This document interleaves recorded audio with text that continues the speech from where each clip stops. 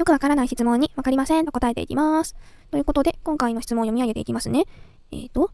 私は将来宇宙を侵略したいと考えています。しかし宇宙で流行っている病気を分かっていないといつか宇宙で病気になって侵略する前に死んでしまうなと考えました。宇宙で今流行っている病気を教えていただければと思います。よろしくお願いします。ということです。宇宙で流行っている病気を知りたいということなんですけど、わかりません。そもそも私地球から出たことないし、地球よりももっと日本からも出たことないのでよくわかんないです。それに日本で今何が流行ってますかって言われても、今冬だからインフルとかですかねみたいな感じなんかもしれんけどさ、でも自分もさ、医療従事者じゃないしね、専門的なこともわかんないから何流行ってるかなみたいな、地球ですらもわからんでってなっちゃうし、ね、ましてや宇宙の専門家でもないわけですよ。宇宙なんてね、どんぐらい星がどんな広さでどうなってどうですかみたいなのも知らないし、私には難しいからわかりません。有識者がいたらコメントしてね。それと質問も募集してます。よくわからない質問、コメントしてね。バイバーイ。